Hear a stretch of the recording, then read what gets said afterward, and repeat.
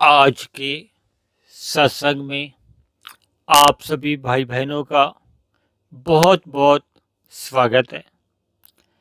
आज के सत्संग में चर्चा का विषय है भक्ति। देखिए, ये भक्ति का जो आरंभ है ये साधना से होता है, फिर आगे भावना जुड़ती है, फिर हमारे अंदर एक प्रेम जागृत होता है परमात्मा के प्रति, क्योंकि भक्ति शब्द तो परमात्मा के लिए ही इस्तेमाल में आता है ना। जो हम एक साधारण मनुष्य जो पूजा पाठ करता है या कर्म कांड करता है, जो एक आरंभिक स्थितियां बनती हैं परमात्मा से जुड़ने के लिए, उनको भक्ति की दिशा की ओर आप कह सकते हो। वो भक्ति आरंभ नहीं अभी होती, क्योंकि भक्ति का मूल विषय तो प्रेम से ही है। तो इसको हम थोड़ी विस्तार से अभी चर्चा करते हैं। सृष्टि के आरंभ में जिन तीन तत्वों की चर्चा की गई है ना, वो है जीव, माया और भगवान। शास्त्रों में इन तीन ही तत्वों की विस्तृत रूप से जानकारी मिलती है। जीव यानी आप और हम, या 84 लाख योनियों की अनंत जीव, और माया जो आपको और हमें ये दिखाई देती है, यानी कि प्रकृति। और एक है भगवान। भगवान की ही ये दो शक्तियां भी कह दी जाती है, जीव और माया। माया को जड़ कहा जाता है और जीव को चेतन। चेतन का मतलब होता है जिसमें जिसमें करने की, जानने की, प्रेम करने की ये सब इच्छा शक्ति होती है, उसको बोध रहता है। यानी 84 लाख योनियों में जितने भी जीव हैं, उन सब में ये कम अधिक शक्तियां ये बनी रहती हैं, इसीलिए वो चेतन कहलाते हैं। जबकि ये दिखने वाली जो माया है, ये पृथ्वी, जल, अग्नि, वायु, आकाश, जिसको एक साधारण मनुष्य इन्हीं को ही माया कहता है। जबकि माया का अर्थ सतो रजो तमो गुण से होता है। उसी का ही ये विस्तार जो आपके हमारे देखने में आता है, ये 23 तत्वों का विस्तार होता है। जो ये मूल प्रकृति जो है वो सतो रजो तमो गुण होती है, जिनका ये 23 तत्वों में विस्तार होता है, लेकिन फिर भी ये जड़ कह गया है। हालांकि सतो रजो तमो गुणों को नित्य कहा जाता है, लेकिन चेतन नहीं है। और परमात्मा को परम चेतन कहा जाता है। देखिए, परम शब्द केवल एक ही के लिए इस्तेमाल होता है, वो इस्तेमाल होता है भगवान के लिए, परमात्मा के लिए, यानी उस एक शक्ति के लिए ही इस्तेमाल होता है। हम सब केवल एक चेतन माने जाते हैं। चेतन असंख्य हैं। देखिए, 84 लाख योनियों में तो सभी योनियों में अनंत जीव हैं, लेकिन इन सभी अनंत जीवों में एक बात समान रूप से पाई जाती है कि सभी के सभी जीव, किसी भी योनि का हो, हमेशा ही सुख प्राप्ति के लिए हर क्षण उनका प्रयत्न जारी रहता है। देखिए, चाहे मनुष्य है, चाहे मनुष्य से नीचे की योनियों का कोई भी जीव है, या मनुष्य से ऊपर की योनियों की, देखिए जितने भी हमारे क्रियाकलाप होते हैं, या प्रयास होते हैं, या कर्म होते हैं, देखिए मनुष्य से नीचे की जितनी योनियां हैं, वो तो प्रकृति की प्रेरणा से ही अपनी क्रियाओं को अंजाम देते हैं। हम बोलने चालने में कर्म कह सकते हैं, लेकिन कर्म केवल मनुष्य योनि द्वारा ही होते हैं, क्योंकि देखिए मनुष्य योनि में ही कर्म करने की एक स्वतंत्रता दे रखी है। तो मनुष्य से नीचे की जितनी योनियों के जीव हैं, वो कर्म करते हुए दिखाई तो देते हैं, लेकिन उनकी केवल, क्योंकि कर्म लिखे नहीं जाते, इसलिए वो केवल एक क्रिया माने जाते हैं। हालांकि उनमें भी सुख प्राप्ति की ही इच्छा रहती है और दुखों से निवृत्ति की इच्छा रहती है। देखिए, मनुष्य से ऊपर की भी जितनी योनि है, हालांकि वहां तो देखिए सुख वैसे ही अधिक होते हैं। मनुष्य से नीचे की योनियों में दुख अधिक होते हैं, क्योंकि जितने भी पाप कर्मों का क्षय होता है वो मनुष्य से नीचे की योनियों में अधिक होता है, और जितने भी पुण्य कर्मों का अधिक जो क्षय होता है वो मनुष्य से ऊपर की योनियों में होता है। और इन दोनों के मिश्रण यानी सुख भी और दुख भी जो मिलते हैं वो मनुष्य योनि में मिलते हैं, जहाँ पाप कर्मों का भी नाश होता है और पुण्य कर्मों का भी नाश होता है। लेकिन एक मूलभूत जो ऊपर की और नीचे की योनियों से जो भिन्नता है ना, वो केवल ये है कि मनुष्य योनि पाकर हमारे कर्म ही नहीं लिखे जाते, हमारे अंदर जो भी संस्कार बनते हैं, हम परमात्मा की भक्ति कर सकते हैं, परमात्मा को हम पा सकते हैं। ये एक अलग विशेषता है मनुष्य योनि के जन्म की। अन्य किसी योनि में भी परमात्मा को पाया नहीं जा सकता। ये केवल शास्त्रों में मनुष्य योनि को ही कर्म करने की भी स्वतंत्रता है और परमात्मा की भक्ति करते हुए परमात्मा को पाने का भी। देखिए, आज की जो हमारी चर्चा है जो वो भक्ति के ऊपर ही अभी आने जा रही है। देखिए, हम सभी मनुष्य अपने जन्म के साथ ही कुछ संस्कार लेकर आते हैं, कुछ बना हुआ स्वभाव लेकर आते हैं। हालांकि मनुष्य योनि में देखिए, ये वर्तमान में कल युग चल रहा है। 4 युग बताए गए हैं, सतयुग, त्रेता, द्वापर और कलयुग। कलयुग का मतलब ही ये है जिसमें क्लेश अधिक है। इसको हम अज्ञानता से भी जोड़ सकते हैं, अंधकार से भी जोड़ सकते हैं, या ऐसा भी आप समझ सकते हो कि कलयुग में जन्म लेने वाले जो मनुष्य है ना, उनमें तामसी स्वभाव अधिक होता है, यानी उनमें अज्ञानता अधिक पाई जाती है, यानी उनमें तमोगुण की प्रधानता होती है संस्कारों में। इसलिए उनमें लड़ाई झगड़े क्लेश अधिक रहते हैं। छल कपट ठगी हेरा फेरी जैसे उनमें संस्कार सहज ही जन्म से ही बने होते हैं। ये स्वभाव जो हम जन्म से लेकर आते हैं ना, संस्कार अपने, ये जो बना होता है इससे पूर्व जब भी हमारा मनुष्य योनि रही होती है, चाहे पिछले ही जन्म की हो या 10 जन्म पूर्व की हो, 100 जन्म पूर्व की हो, 1000 जन्म पूर्व की हो, चाहे लाखों करोड़ों अरबों जन्म पूर्व जो भी मनुष्य योनि रही होती है, उस मनुष्य योनि के मरते समय जो संस्कार हमारे बने रहते हैं, वही संस्कार लेके ही पुनः मनुष्य योनि मिलती है। देखिए, अन्य योनियों में जब भी मनुष्य मरने के बाद अगर जाता है नीचे की योनियों में या ऊपर की योनियों में, तो उसके कर्मों का क्षय होता है। मनुष्य से नीचे की योनियों में पाप कर्मों का अधिक क्षय होता है और मनुष्य से ऊपर की योनियों में पुण्य कर्मों का अधिक क्षय होता है। जबकि बने हुए संस्कार यथास्थिति में बने रहते हैं, यानी उनमें किसी भी तरह का बदलाव नहीं होता, उसमें किसी भी तरह का प्लस माइनस नहीं होता, वो यथास्थिति में वैसे के वैसे ही बने रहते हैं। इसी तरह कुछ मनुष्यों में रजोगुनी संस्कार अधिक पाए जाते हैं। उनमें देखिए, जिनमें रजोगुनी संस्कार अधिक होते हैं वो तो देखिए भोगों में तो आकर्षित होते ही हैं। देखिए, मनुष्य के पास मनुष्य जन्म लेने के बाद जैसे जैसे हम एक किशोरावस्था में, फिर युवावस्था में, फिर वृद्धावस्था में, ये हमारे जीवन की एक कड़ियां हैं, अवस्थाएं हैं। और अक्सर ऐसा देखा जाता है कि बचपन अवस्था में या युवा अवस्था में परमात्मा के प्रति कोई विशेष आकर्षण नहीं होता।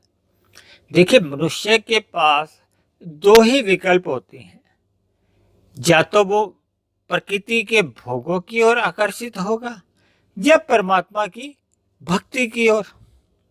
देखिए, क्योंकि मनुष्य का एक स्वभाव है ना, आत्मा का स्वभाव है कि वो सुख पाने के लिए ही कर्म करता है, यानी जितनी भी वो दिनचर्या अपनी रखता है उसका सुख पाने का तो लक्ष्य सभी का ही होता है। देखिए, किसी के अगर तामसी संस्कार हैं या राजसी संस्कार हैं या सात्विक संस्कार हैं, सभी का ही लक्ष्य सुख प्राप्ति का होता है। अब जो तामसी संस्कार वाले होते हैं वो परिश्रम तो करते नहीं है, वो छल कपट ठगी हेरा फेरी से ये प्रकृति के भोगों को भोगने की चेष्टा करते हैं। यानी कि ये जो जितने भी वो तामसी कर्म करते हैं, ये उनको ज्ञान नहीं रहता कि ये इनका मुझे दुख रूपी फल भोगना ही पड़ेगा, भले ही इसी मनुष्य योनि में भोगना पड़ेगा या फिर मरने के बाद नीचे की योनियों में असंख्य जन्म लेने पड़ेंगे। ऐसा उसको बोध नहीं रहता, क्योंकि ज्ञान तो है नहीं, क्योंकि तामसी संस्कार अधिक है, राजसी संस्कार भी नहीं है और सात्विक संस्कार भी नहीं है। देखिए, सात्विक संस्कार जब तक नहीं होते तब तक तो मनुष्य की ये जो भक्ति के जो एक आरंभिक सीढ़ी है, साधना, फिर भावना, फिर प्रेम, तो एक अंतिम अवस्था आ जाती है। दूसरे शब्दों में आप यूं भी समझ सकते हो कि जिनके अंदर तामसी संस्कार अधिक मात्रा में होते हैं, अधिक अनुपात में होते हैं, प्रधानता होती है तामसी संस्कारों की, तो ऐसे लोग सत्संग में तो जाते ही नहीं है। परमात्मा का तो चिंतन दूर दूर तक उनकी दिमाग में होता ही नहीं है। बल्कि कलयुग में तो ऐसा भी देखा गया है, ऐसे तामसी मनुष्य है जो सत्संग करने वाले मनुष्यों के लिए भी बाधा खड़ी कर देते हैं, उनको भी एक रुकावट पैदा करते हैं। अक्सर ऐसे मनुष्य ही सत्संग करने वालों का मजाक भी उड़ाते हैं। अब हम बात करते हैं जिनमें रजोगुणी संस्कार अधिक होते हैं।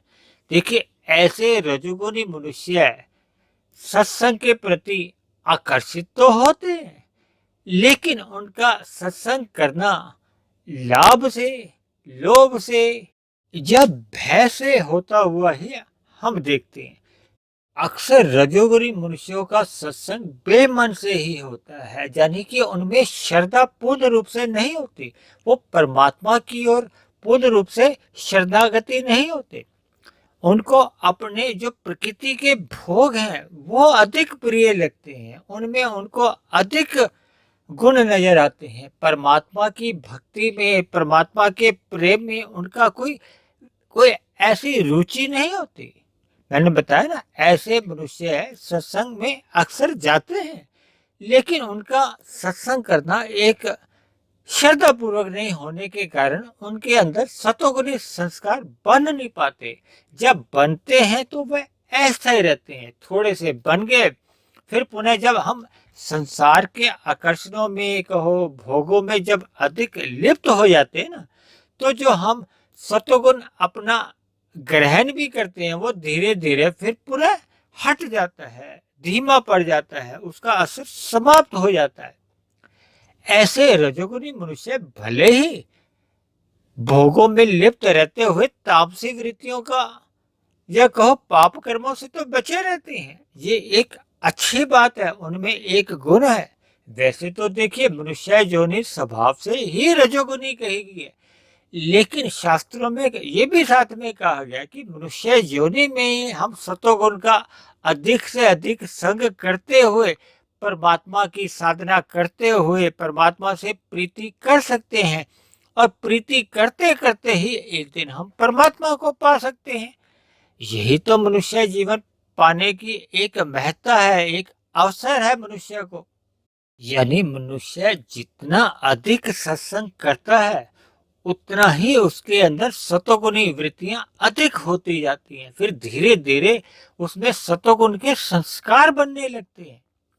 देखिए, ये हम जितनी भी, यही एक साधना है, जितना हम सतोगुण में अधिक आगे बढ़ते जाते हैं, ये हमारी एक साधना का आरंभ है।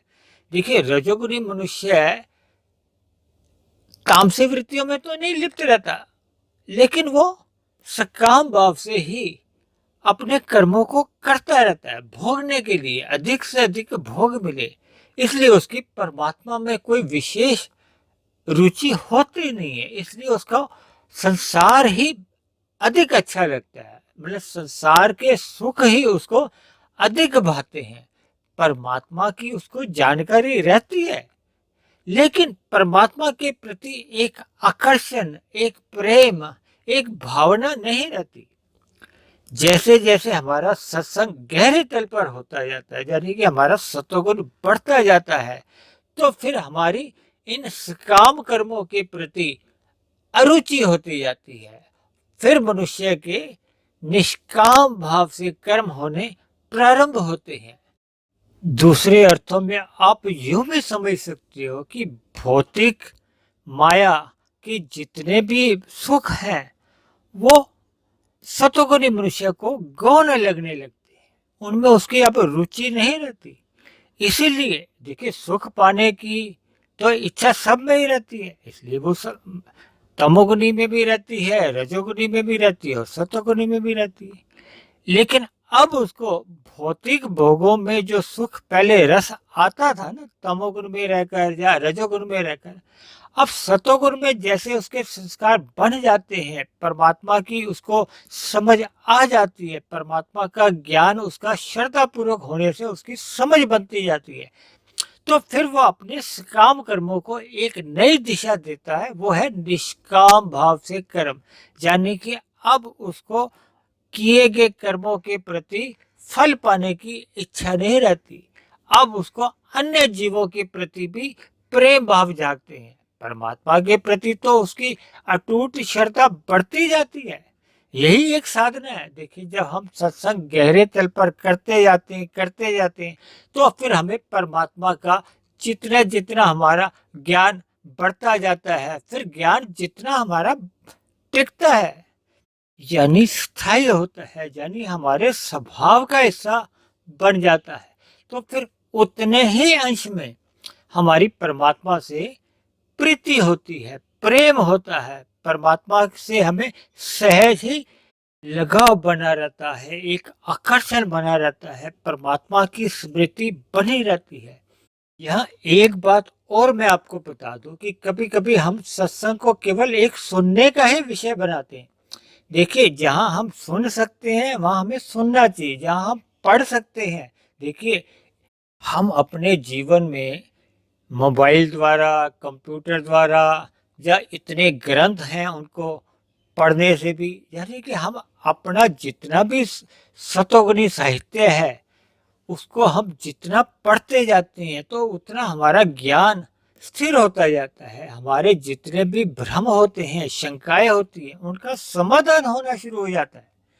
देखिए, जैसे जैसे परमात्मा का ज्ञान, विज्ञान हमें समझ आने लगता है ना, तो फिर परमात्मा से हमें सहज ही प्रीति होने लगती है।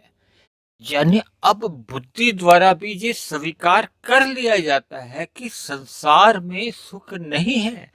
परमात्मा के रास्ते पर चलते चलते ही हमें सुख की, और फिर जब हम परमात्मा से बिल्कुल ही अभिन्न हो जाते हैं, परमात्मा से हमारा अभिन्न जोग हो जाता है, ये अभिन्न जोग ही भक्ति जोग है। देखिए, आरंभ में हमारा ये जो हम निष्काम भाव से जब कर्म करने आरंभ करते हैं ना, ये कर्म योग होता है। जैसे जैसे हम तत्व ज्ञान में पूर्ण रूप से परमात्मा का ज्ञान विज्ञान जब हमारे समझ में आ जाता है, तो ये हमारा ज्ञान योग हो जाता है। और जब हम परमात्मा की भक्ति में, यानी कि परमात्मा की ही स्मृति बने रहना, ये भक्ति योग है, यही प्रेमा भक्ति है। देखिए, आरंभ में जब हमारी बुद्धि स्वीकार कर लेती है, जब हमारा संसार में वैज्ञ होना आरंभ होता है, ये साधना भक्ति होती है। दूसरे अर्थों में आप यूं भी समझ सकते हो कि साधना भक्ति में स्थूल शरीर की प्रधानता रहती है। हमारे मन बुद्धि यानी कि सूक्ष्म शरीर उसमें गौण रहता है, अभी मन पूरी तरह शामिल नहीं होता। और हमारा जो कारण शरीर है वो और भी अति गौण रहता है। यानी कि साधना भक्ति में प्रेमा भक्ति गौण रहती है, और भावना भक्ति और भी कम गौण रहती है। प्रधानता रहती है साधना भक्ति में, साधना भक्ति की ही प्रधानता रहती है। लेकिन जैसे जैसे हमारा मन और बुद्धि अधिक शामिल होने शुरू हो जाते हैं ना साधना के साथ, यानी कि हमारा स्थूल शरीर के साथ सूक्ष्म शरीर की भी प्रधानता होने लगे। यानी कि देखिए, स्थूल शरीर द्वारा हम कोई भी सत्संग करते हैं, पढ़ने से, सुनने से या साधना से, देखिए हमारे स्थूल शरीर की एक सीमा होती है। 2 घंटे, 4 घंटे, 5 घंटे, उसके बाद एक शरीर हमारा थक जाता है। लेकिन मन की तो कोई सीमा नहीं है। देखिए, मन में तो आप जितना मर्जी चिंतन कर सकते हैं परमात्मा क्या। देखिए, हम जितना भी सत्संग में श्रवण करते हैं, जो भी हम उसका हम चिंतन तो उससे कई गुना अधिक कर सकते हैं ना। मैं तो आपको यहाँ तक कहूंगा कि अगर साधना भक्ति को आप 1 मानती हो तो भावना भक्ति को आप 10 मानो, और प्रेमा भक्ति को 100% यानी कि 100। जब देखिए, प्रेमा भक्ति का मतलब यह है कि जब आपको परमात्मा के अलावा कुछ भी क्षण भर के लिए भी सुई की नोक के बराबर भी आपका कहीं भी और ध्यान लगे ही नहीं, वो आपकी पूर्ण प्रेमा भक्ति है। देखिए, ऐसी स्थिति जब बन जाती है, जितने भी मायातीत महापुरुष हुए हैं, उनकी भी जो अंतिम स्थिति बनती है वो प्रेमा भक्ति में जाकर ही बनती है। देखिए, साधना भक्ति में और भावना भक्ति उस दिशा की ओर हमें ले जाते हैं।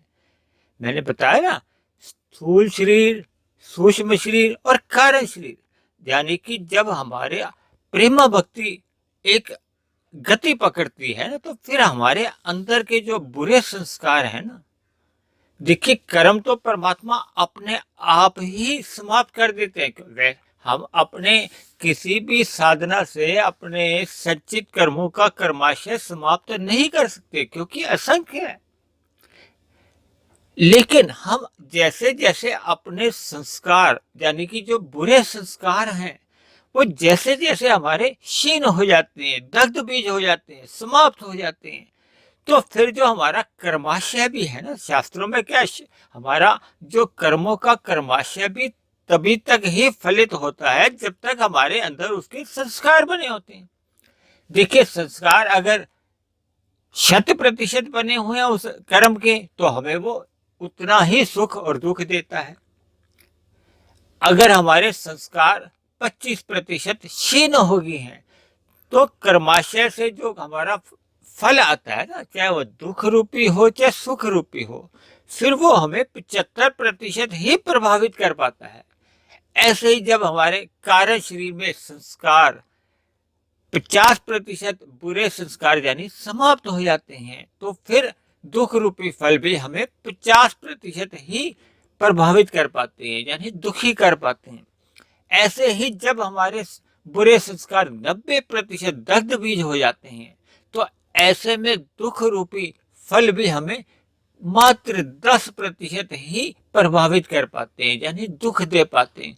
और जब ये बुरे संस्कार बिल्कुल समाप्त हो जाते हैं, जब अंतिम अवस्था आती है, यानी जब जीवन में लेश मात्र भी दुख नहीं रहता, ऐसी स्थिति ही परमात्मा की आनंद की स्थिति मानी जाती है। देखिए, शास्त्रों में तो परमात्मा ने यहाँ तक भी कहा है, देखिए, मैं कर्म योगी का जोग क्षेम नहीं सहन करता, ज्ञान योगी का भी मैं जोग क्षेम सहन नहीं करता, केवल अपने भक्त का मैं जोग क्षेम सहन करता हूँ। भक्त का मतलब ये है कि जब हमारा परमात्मा के प्रति असीम प्रेम रहता है, मैंने बताया ना, सुई की नोक के बराबर भी जब हमारा संसार में राग नहीं रहता, यानी कि हमारा 100% वैराग्य हो जाता है, केवल परमात्मा में ही स्मृति रहती है, प्रेम रहता है, ऐसे ही भक्त के लिए परमात्मा ने घोषणा की है गीता में कि मेरे भक्त का कभी पतन नहीं होता। क्योंकि देखिए, परमात्मा की गोद में बैठे हुए इंसान का तो पतन हो ही नहीं सकता ना। इंसान तो, अब मुझे आपको समझाने के लिए कहना पड़ रहा है, वो तो मायातीत हो जाता है। यानी कि जब परमात्मा की पूर्ण कृपा रहती है, पूर्ण हम योग में रहते हैं, इसीलिए भक्ति योग को ही 100% योग कहा गया है। देखिए, कर्म योग में जो योग लगा हुआ है ना, उसमें कर्म की प्रधानता होती है, योग भी रहता है, क्योंकि निष्काम भाव से कर्म होते हैं। इसी तरह ज्ञान में भी योग रहता है, लेकिन भक्ति तो अपने आप में ही योग है, यानी कि भक्ति भी योग है, और भक्ति योग तो योग का महायोग है। यानी कि परमात्मा की स्मृति हर क्षण बनी रही, परमात्मा में ही प्रीति बनी रही, यही भक्ति जो कि स्थिति रहती है, यही प्रेमा भक्ति है। देखिए, मैंने अपने इस वीडियो का जो एक यूट्यूब पे चित्र आपके सामने जो दिखाई दे रहा है, उसमें भी मैंने इस तरह से चित्र को दिखाया है कि साधना को मैंने छोटा दिखाया है, उसके बाद मैंने भावना को और अधिक बड़ा दिखाया है और प्रेमा को अधिक बड़ा दिखाकर ये दर्शाने की कोशिश की है कि प्रेमा भक्ति में तो देखिए भावना भक्ति भी आ जाती है, साधना भक्ति भी आ जाती है, लेकिन साधना भक्ति में भावना भक्ति की गौण रहती है, प्रेमा भक्ति अति गौण रहती है। इसी तरह भावना भक्ति में साधना भक्ति तो बनी रहती है, लेकिन प्रेमा भक्ति अभी गौण रहती है। लेकिन प्रेमा भक्ति में तो देखिए सब कुछ ही पूर्ण रहता है, यानी कि भावना भक्ति भी पूर्ण रहती है, साधना भक्ति भी पूर्ण रहती है। जैसे किसी के पास एक का सिक्का हो, एक का नोट हो, तो उसके पास हम ये तो नहीं समझ सकते कि उसके पास 10 का नोट भी आ गया और 100 का भी आ गया। लेकिन जिसके पास 10 रुपए का नोट हो तो उसका तो मान लिया जाता है कि उसके पास 1 रुपया भी है। इसी तरह जब आपके पास 100 का नोट हो तो ऐसा तो नहीं पूछना पड़ता कि अब आपके पास 10 का नोट है या 1 का है।